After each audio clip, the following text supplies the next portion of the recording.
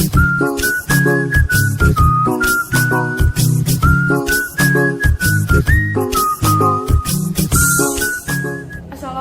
warahmatullahi wabarakatuh. Nama saya Aura Nilarati Sumirat, presenter pertama dari kelompok 2, akan menjelaskan mengenai konsep geografi penduduk. Jadi, apa sih konsep geografi penduduk ini? Konsep geografi penduduk ini digunakan untuk mengungkapkan bagaimana suatu fenomena itu terjadi di suatu daerah dan bagaimana akibatnya.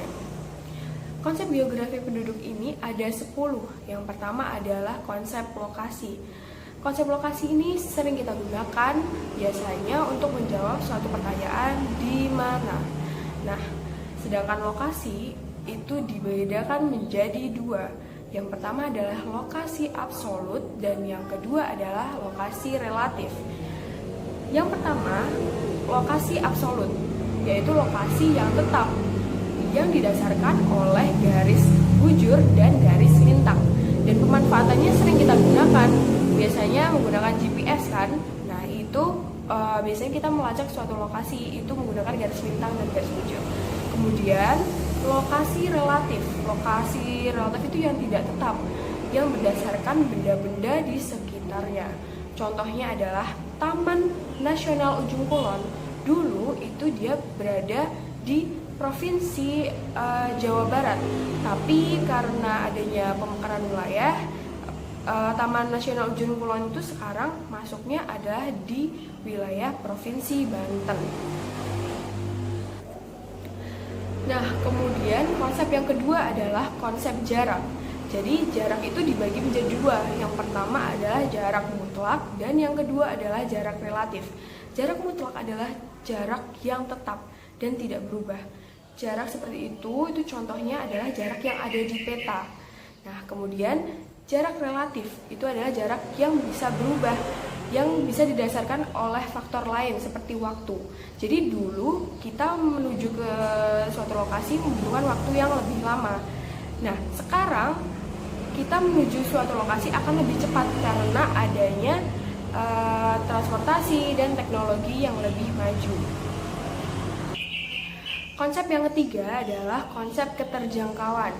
Jadi konsep keterjangkauan ini dipengaruhi oleh bisa dari segi fisik dan dari segi sosial. Untuk dari segi fisik itu bisa diakibatkan oleh kondisi geografis, keberadaan sarana transportasi, jarak, dan lain-lain. Namun dari segi sosial itu bisa dipengaruhi oleh bahasa, adat istiadat, dan sikap penduduk yang berbeda-beda. Konsep yang keempat adalah konsep pola. Konsep pola ini ada 3 jenis. Yang pertama adalah pola menyebar yang biasanya itu berada di pedesaan. Kemudian yang kedua adalah pola memanjang. Pola memanjang itu biasanya penduduk itu mengikuti arus aliran sungai. Dan yang terakhir adalah pola mengelompok. Pola mengelompok ini biasa kita lihat ada di penduduk-penduduk di perkotaan.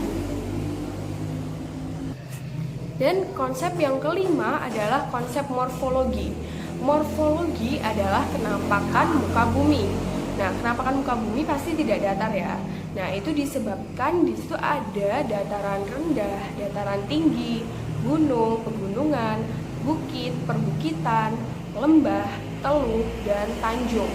Nah, bentuk lahan tersebut itu berpengaruh pada ketebalan tanah, ketersediaan air, dan vegetasi yang dominan. Sehingga morfologi itu akan berpengaruh pada penggunaan lahan. Saya Niken Alifari Ulfa, NIM 193141129, akan menjelaskan mengenai konsep geografi penduduk. Yang pertama, konsep aglomerasi. Dalam geografi, kecenderungan mengelompok ini dinamakan konsep aglomerasi. Pada kenyataan kehidupan, penggerombolan ini dapat dilihat dari fenomena fisik dan fenomena sosial. Dari fenomena fisik, misalnya bentuk lahan tertentu di Indonesia, seperti tambang emas dan tambang tembaga berada di daerah Papua. Dari fenomena sosial, di kota, orang cenderung tinggal mengelompok dengan orang yang secara sosial memiliki persamaan baik mata pencarian maupun kebiasaan dan status sosial. Konsep nilai guna. Konsep nilai guna memandang bahwa setiap fenomena atau sumber di muka bumi ini memiliki nilai guna. Misalnya dataran rendah untuk kegiatan pertanian tanaman pangan. Konsep nilai guna sering digunakan untuk perencanaan tata ruang daerah. Nilai guna bersifat relatif tergantung siapa penggunanya. Dalam konteks kewilayahan, nilai guna juga dapat berarti kedudukan suatu wilayah berdasarkan kegunaannya bagi wilayah lain. Selanjutnya, konsep interaksi dan interpendensi. Setiap wilayah memiliki potensi dan sumber daya yang berbeda antara satu dengan yang lainnya. Kebutuhan satu daerah tidak sama dengan kebutuhan daerah yang lain. Maka muncullah hubungan interaksi antar daerah. Dalam geografi, interaksi diartikan sebagai hubungan geografis antara wilayah satu dengan wilayah yang lain. Interaksi tersebut tidak jarang menimbulkan ketergantungan atau interpendensi. Kekuatan hubungan antar wilayah berbanding lurus dengan besarnya penduduk di kedua wilayah yang berhubungan. Sementara itu, kekuatan hubungan berbanding terbalik terhadap jarak. Semakin jauh jarak kedua wilayah, semakin pula kecil interaksinya. Konsep diferensiasi area. Fenomena di daerah satu berbeda dengan daerah lain. Akibat persebaran tersebut, ada daerah subur, ada daerah gersang, ada daerah datar, dan ada daerah pegunungan. Perbedaan tersebut menyebabkan suatu daerah memiliki karakteristik yang khas dari segi sosial maupun fisik. Perbedaan wilayah menyebabkan perbedaan sosial di masyarakat, misalnya perbedaan pada mata pencaharian penduduk. Yang terakhir yakni konsep keterkaitan ruangan. Daerah yang dekat dengan kota akan berkembang lebih cepat dari daerah yang jauh dari kota. Misalnya daerah Bogor, Tangerang, Depok. Kota-kota tersebut mengalami perkembangan yang sangat cepat. Hal ini terjadi karena pengaruh dari kota Jakarta.